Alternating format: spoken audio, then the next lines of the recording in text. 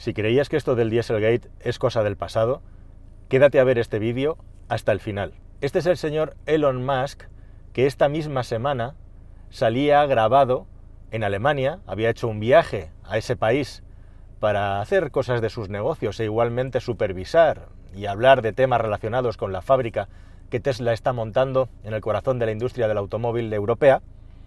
Y Herbert Diess, uno de los máximos responsables del grupo Volkswagen, ha estado persiguiéndolo, intentando conseguir la foto, el vídeo de Elon Musk conduciendo un Volkswagen ID.3. El ID.3, el gran vehículo eléctrico de Volkswagen que justo se lanza ahora en septiembre, cuando hace 5 años que se cumplen del Dieselgate, del estallido del escándalo del Dieselgate.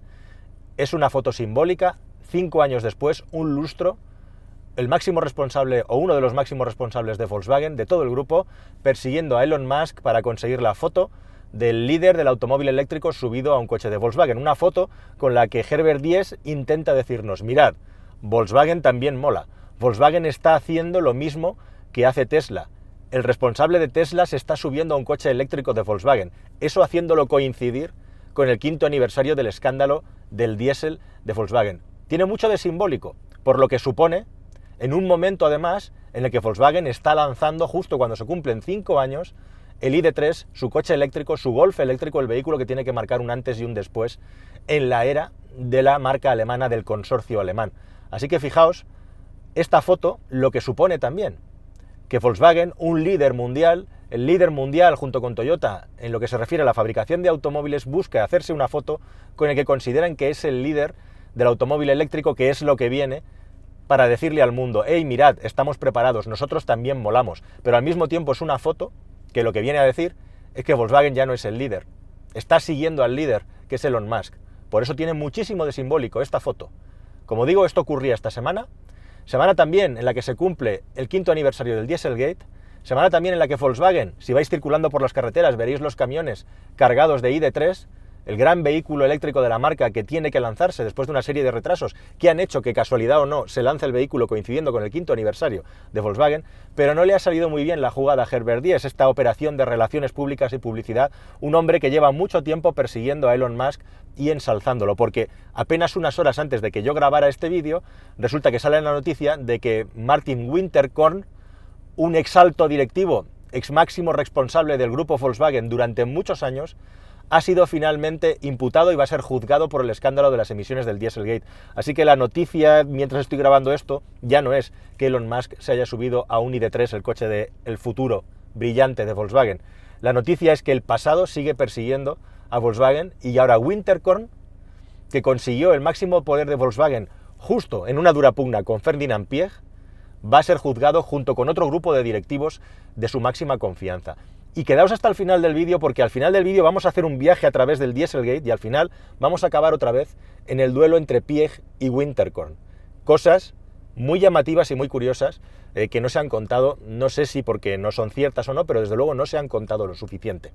Así que este es un tema, como digo, que sigue persiguiendo a Volkswagen 5 años después, y vamos a ver qué es lo que ha ocurrido con el asunto del Dieselgate, que si alguien todavía a estas alturas de la película no sabe de qué va, pues va simple y llanamente de cómo en septiembre de 2015 saltaba la noticia de que una pequeña organización ambiental norteamericana de Estados Unidos descubría que los coches de Volkswagen, en el laboratorio, en las pruebas que se hacen en parado, que es como entonces se medía las emisiones y los consumos del vehículo, tenían un modo oculto que limitaba mucho las emisiones de óxido de nitrógeno, que luego en circulación real eran mucho más altas de lo que estaba declarado y legalmente establecido. Un escándalo que afecta más o menos a entre 9 y 11 millones de automóviles. Se juzga a estos directivos de Volkswagen en Alemania por 9 millones de automóviles. La marca declaró que eran 11 millones de automóviles los que llevaban este dispositivo desarrollado por Bosch, el fabricante de componentes más importante que había en esa época, que, entre otras cosas, era el líder en sistemas de inyección diésel. Y esto supuso para Volkswagen un terrible cataclismo, pero un cataclismo que afectó de manera distinta según el lugar y en el momento en el que vivías. En Estados Unidos se montó un escándalo tremendo. Recordad, y de esto vamos a hablar al final, que en Estados Unidos hay menos de un 1% de diésel. En esa época estaban intentando llegar al 1% del diésel. Es en Estados Unidos a donde se destapa esto. y es en Estados Unidos a donde Volkswagen tiene más problemas por la normativa. Les obligan directamente a indemnizar a los usuarios que han comprado estos coches trucados, con hasta $20.000 de indemnización o la recompra del vehículo. De ese modo, hasta 300.000 automóviles en Estados Unidos se tienen que ir a los concesionarios de Volkswagen, como no caben, acaban en campas repartidas por todo el país, en medio del desierto, en parkings de estadios de fútbol abandonados, en los que esperar a decidir qué se hace con estos coches. ¿Y en Europa qué pasa? Pues en Europa se juntan los usuarios para presentar demandas y lo que te ofrece Volkswagen es una reparación del vehículo que no deja de ser una reprogramación de la electrónica para intentar subsanar este problema de las emisiones de óxido de nitrógeno, que es un gas venenoso. La cuestión es que estas reprogramaciones, como os he contado en un vídeo anterior, al final os lo voy a poner en las recomendaciones, son un fiasco porque los coches que entran al taller ya no vuelven a funcionar como funcionaban antes en cuanto a prestaciones, en cuanto a rendimiento, es decir, lo que el vehículo es capaz de acelerar y correr y lo que el vehículo es capaz de consumir, todo se pierde, se desbalancea, porque los componentes no están diseñados para funcionar con esa nueva programación electrónica y además nos encontramos con la desagradable sorpresa de que los coches se rompen mucho más en lo que se refiere a los componentes diésel. Pero, como digo, los usuarios lógicamente hacen grupos para presentar demandas. En Alemania se llega a un acuerdo en el que se indemniza entre 1.000 y 6.000 euros a las personas que han demandado. En España no se ha terminado todavía el proceso, pero están demandando las personas que han puesto esa queja, esa denuncia, 3.000 euros, además de la reprogramación del vehículo, que como sabéis en España hay montones de personas que no han hecho. Es muy interesante que esto del Dieselgate sea Volkswagen el que se lo traga, el que se lo come, cuando lo cierto es que había un problema. La industria del automóvil, me vais a permitir la palabra, es muy fuerte, pero en esa época, en lo que se refiere al asunto de la medición de emisiones, estaba pudriéndose porque precisamente la autoridad no estaba vigilando y no estaba controlando lo suficiente, y el ciclo de emisiones NEDC no servía para nada ya cuando estalló este escándalo. De hecho, se pudo comprobar cómo había otras muchas marcas de automóviles que tenían exactamente problemas parecidos. No sé si con dispositivos o no, depende de cada marca, pero las emisiones de óxido de nitrógeno en el mundo real estaban muy por encima de lo que se estaba declarando. Este era un problema generalizado, y es Volkswagen el que se traga este sapo gigantesco, un sapo desde el punto de vista económico importante, pero como vais a ver ahora, que no le ha supuesto tanto problema en la práctica. Así que hay muchos más Dieselgate detrás de Volkswagen, hay muchas más marcas afectadas. Lo que pasa es que no ha trascendido tanto en la opinión pública porque la noticia ocurre una vez, e incluso también podríamos hablar del Gasolina Gate, ¿no? De cómo todos estos años con los motores miniaturizados turbo de gasolina, de menos de un 2.0 litros, tenemos unas emisiones de partículas disparadas que nadie ha medido ni controlado. Eso daba para tener un nuevo caso que sería el Gasolina Gate. Nadie ha hablado de esto.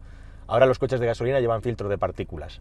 Y relacionado con esto, es muy curioso cómo esta ONG hace estas mediciones, se descubre que este dispositivo existe, Volkswagen reconoce que ha hecho trampa, pero ¿a dónde están las mediciones reales de emisiones de óxido de nitrógeno de todos estos vehículos?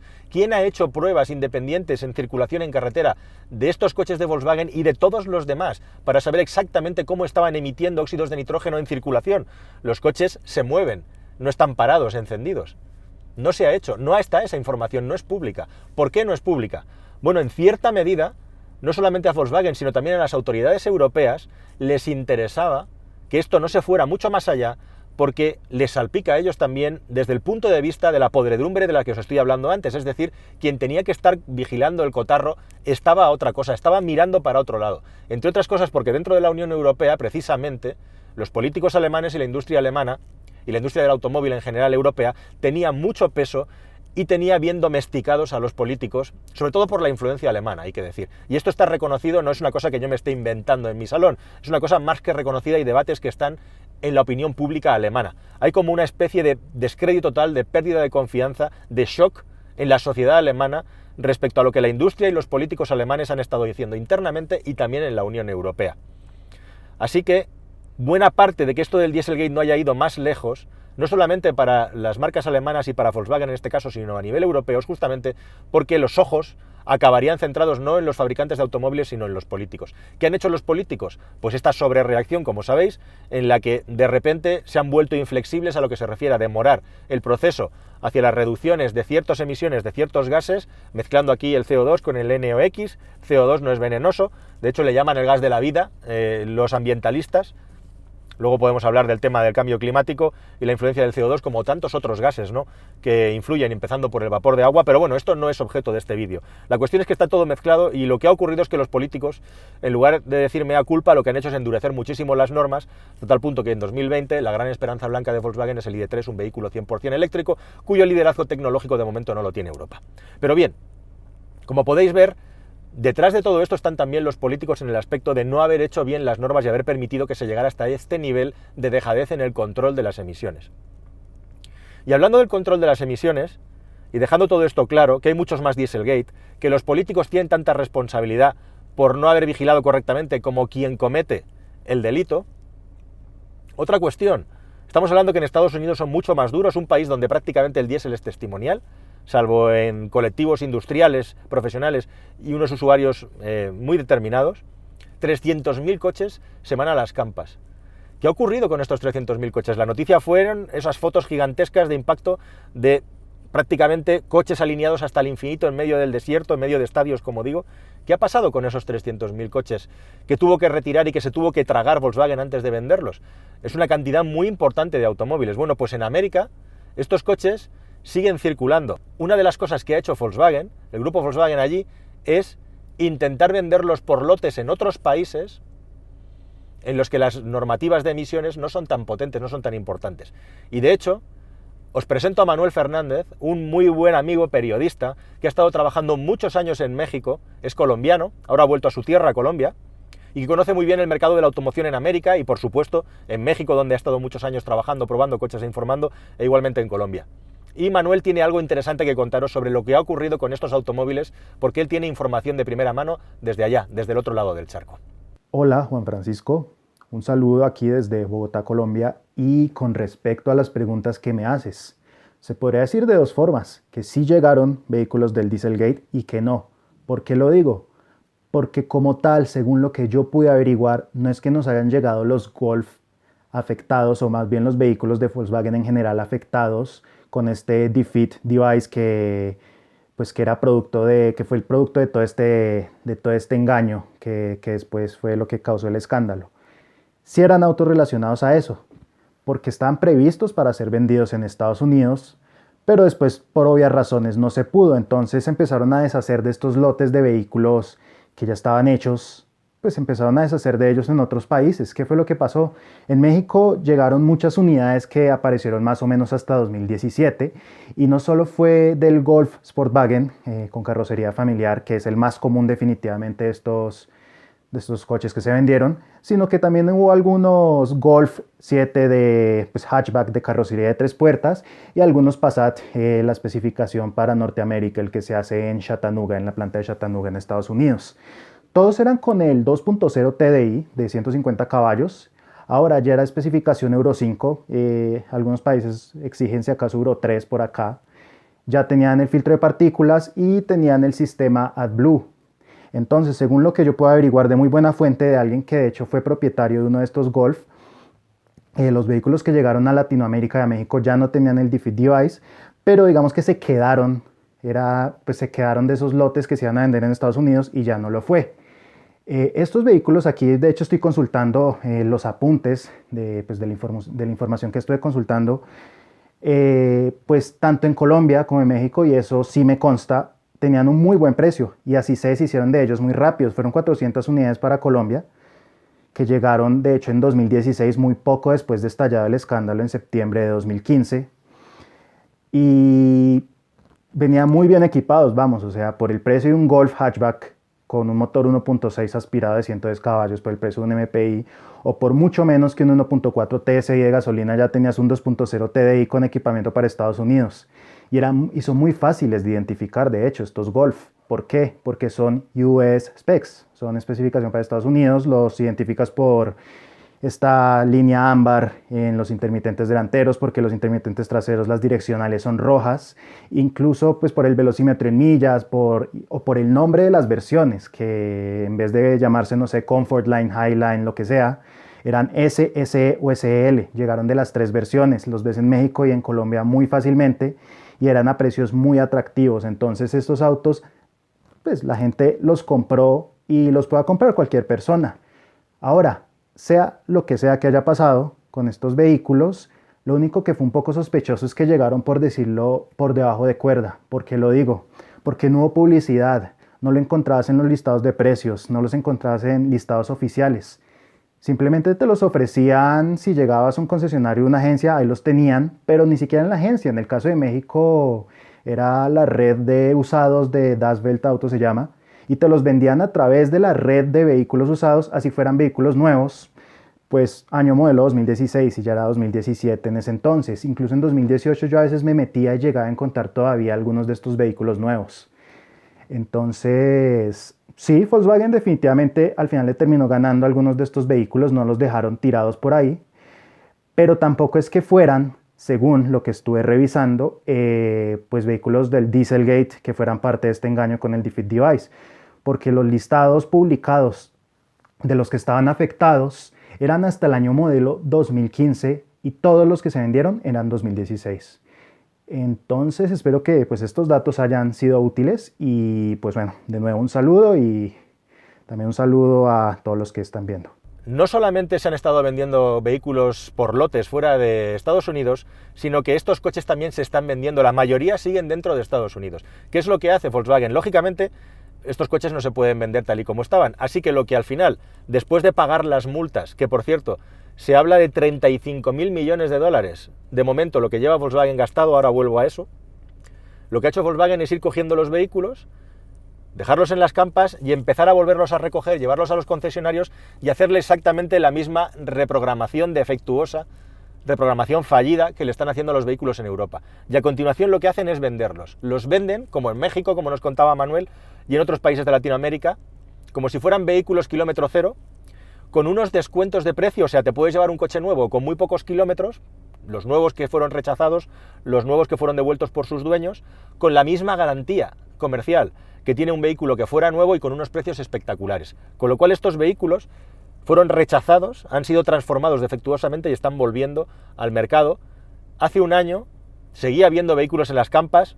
Yo tenía previsto hacer un viaje a Estados Unidos y no lo he podido hacer para visitarlas directamente, para ver si sigue habiendo vehículos. Yo entiendo que sí, pero desgraciadamente cuando estoy grabando esto no lo puedo asegurar. Lo intentaremos en el futuro. El tema de la crisis sanitaria lo ha cambiado todo. Llevo muchísimos meses sin poder viajar, es el récord.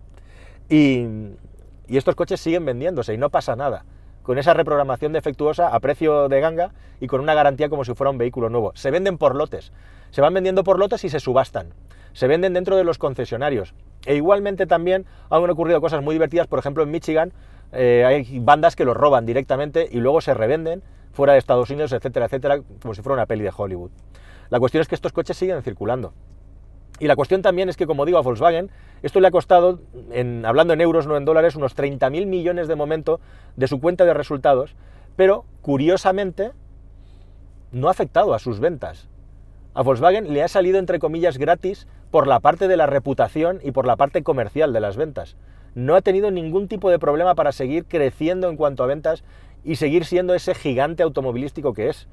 Y esto es también muy llamativo, ¿verdad? Es decir, a la sociedad en general, las personas que siguen comprando Volkswagen, las que les gusta Volkswagen o les apetece comprar un coche se lo compran, y hay muy pocas personas en el mundo que hayan dejado de comprar un Volkswagen por el asunto del Dieselgate. Puede que lo hayan dejado de comprar porque el coche les ha salido rana, porque les ha gustado más otra marca, pero de nuevo se demuestra que igualmente a nivel social no existe todavía la suficiente madurez como para darle la suficiente importancia a este asunto medioambiental, ¿no? Si me venden un coche, mi coche está homologado, todo lo demás no me importa. Es muy importante tener eso en cuenta, y quizá a Europa tampoco le interesa que pase esto, porque al final puede acabar disparándose en el pie, se está disparando en el pie con otras cosas. Líbreme el Señor de ser una persona conspiranoica, pero me gustaría terminar este vídeo contándoos algo que tiene muchas casualidades dentro y que es muy, muy, muy llamativo. Os he hablado de Ferdinand Piëch, os he hablado de Winterkorn y os he hablado de Herbert Diess. Bueno, ¿Por dónde empiezo? Fijaos si es importante el Dieselgate 5 años después, que Diess, este señor con el que hemos empezado este vídeo, y que es muy fan de Tesla y de Elon Musk, está a punto de ser el CEO de Volkswagen para tener un cargo superior, ya más simbólico dentro del Consejo de Administración. Lo van a alargar. Y hay varias teorías, todavía no es oficial, pero esto es de junio de 2020, pero según Automotive News, se rumorea que lo van a alargar porque en una conferencia con accionistas, con 3.000 accionistas, reveló datos del Dieselgate que han molestado a otros miembros del Consejo de Administración. Así que este señor fan de Tesla, que lo mismo ahora está haciendo estas cosas, precisamente porque sabe que le quedan 4 días dentro del convento, ¿no? Sabéis el refrán, es un tío como mucho más moderno, ¿no? Con un modelo de gestión mucho más, digamos, de startup, pues le quedan 4 días dentro. Precisamente se rumorea que lo van a quitar, que está ya con su suerte echada, por revelar información accionista sobre el Dieselgate que no ha gustado dentro de la empresa.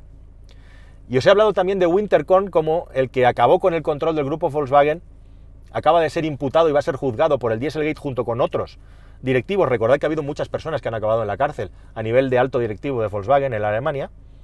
Bueno, pues vamos a retrotraernos a septiembre de 2015 cuando aparece el caso Dieselgate.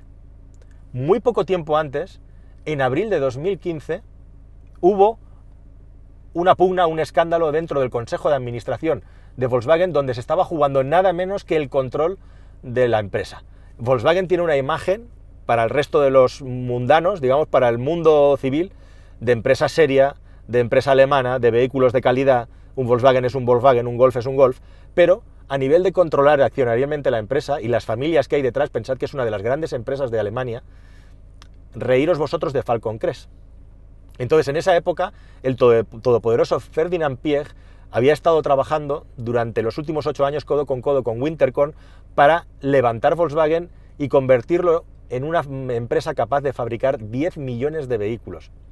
Estaba a punto de ser el mayor fabricante mundial de automóviles en abril de 2015 y de repente comienza una lucha, mide mal sus fuerzas Ferdinand Piëch y resulta que no está de acuerdo con la gestión de Winterkorn y decide que le va a cortar la cabeza de cara a reorganizar el siguiente Consejo de Administración y el control directo de la compañía.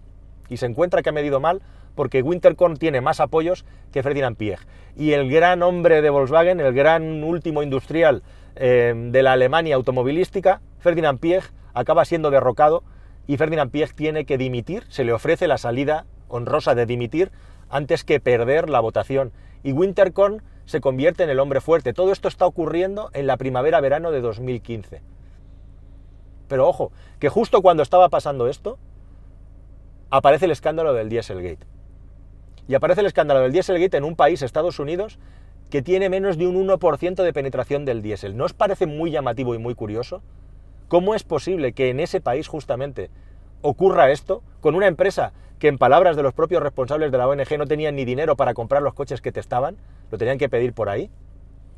Hay varias teorías al respecto que, por supuesto, no se pueden demostrar de momento, pero coincide en el tiempo la pugna por el control de Volkswagen, en la que pierde Piëch, con el estallido del Dieselgate, cuando además Volkswagen iba a llegar al número 1 como fabricante mundial. Hay 3 teorías. Una, que el escándalo del Dieselgate lo provocan los que perdieron, en este caso Ferdinand Piëch, la venganza, destapar el escándalo del Dieselgate, que ellos conocían perfectamente. Dentro de todas las marcas del grupo, o al menos las marcas más importantes y las personas más importantes conocían perfectamente, aunque lógicamente esto estaba subcontratado a un fabricante auxiliar como Robert Bosch. Esa es una teoría. La segunda teoría, que había muchos intereses económicos para que Volkswagen no fuera el mayor fabricante de automóviles del mundo. Volkswagen, una empresa alemana, se estaba haciendo demasiado grande, al otro lado del charco, que a Estados Unidos no le interesara que el diésel se estableciera en aquel país. Fijaos que a lo largo de la historia, en los últimos años, BMW intentó entrar con fuerza con el hidrógeno en Estados Unidos y no lo consiguió, con unas normativas y unas mediciones bastante curiosas y llamativas. A continuación, Mercedes-Benz intentó entrar con muchísima fuerza con el diésel en Estados Unidos y se le pusieron todas las barreras posibles. Volkswagen, cuando está a punto de convertirse en el mayor fabricante de vehículos, de automóviles del mundo, salta el Dieselgate en Estados Unidos, y hace poquito, fijaos lo que le ha ocurrido a Porsche con el Taycan, a la hora de medirle las autonomías a ese vehículo, que luego se ha podido comprobar en el mundo real, que si bien no es el líder, desde luego, ni es el objetivo del coche en cuanto a consumos de energía, desde luego para nada guarda correlación con las pruebas EPA que se le han hecho el mundo real. Y es que Europa, en este caso, ha perdido la batalla también del liderazgo tecnológico del mundo del automóvil. ¿Os acordáis de la foto inicial con Herbert Diess? ¿Estoy diciendo con esto que esto del Dieselgate es una conspiración? Pues no. Estoy diciendo que hay muchas posibilidades de que hubiera intereses para que se descubriera el Dieselgate en ese momento en concreto. Fijaos si os he dado motivos. Pues hay muchas. Y es bastante factible, por lo menos hay chicha, sustancia. ¿Significa eso que estoy justificando que Volkswagen hiciera trampas, el grupo Volkswagen entero hiciera trampas? Para nada, en absoluto. Son dos cosas independientes. Estoy intentando darle la vuelta a 360 grados a toda esta película del Dieselgate. Pero hay que tener en cuenta que si Volkswagen hizo trampas, fue el mayor tramposo de todos en una partida en un casino en el que estaba todo viciado, porque todo el mundo estaba haciendo trampas en mayor o menor medida, con mayor o menor honestidad. Lo que pasa es que la cosa acabó ahí focalizada en Volkswagen. ¿Sirve esto para que yo lo saque de la quema o crea que hay que justificar lo que hizo? Para nada, en absoluto. Y creo que el historial así lo demuestra. Pero fijaos, como esto es el asunto del Dieselgate, sigue todavía revoloteando por encima del grupo Volkswagen, pero más a nivel ya de reputación sobre todo, y a nivel de reputación de altos directivos. No ha dejado de ganar mucho dinero con el Dieselgate, pero no ha perdido ventas, no ha perdido penetración de mercado, y lo que ocurre ahora es que hay un pistoletazo de salida nuevo, que es el pistoletazo de la electrificación, y Volkswagen está ahí y necesita liderarlo también para terminar de limpiar su reputación a partir de un momento en el que probablemente la sociedad va a ser mucho más crítica con los niveles de emisiones de sus automóviles por todo el caldo de cultivo de la comunicación social y de los intereses que hay ahora de otro tipo para que así sea, ¿no? Son intereses lícitos, por supuesto, en la mayoría de los casos. Así que esta es la historia del Dieselgate. Esta es la historia de aquellas cosas no tan contadas, de aquellas cosas que nos cuentan pero se quedan en la superficie y tienen cosas por debajo. Espero que os haya parecido interesante, espero que os haya parecido, como siempre, instructivo, que tengáis una visión, una fotografía exacta de lo que ocurre, y nada, seguiremos atentos, seguiremos informando, y si algún día somos capaces de poder analizar mejor estos coches y hacerles pruebas, pues también lo haremos, porque siguen circulando por ahí y seguirán bastantes años. Nada más, queridos amigos, un placer estar aquí con vosotros y hasta el próximo vídeo. Hasta luego.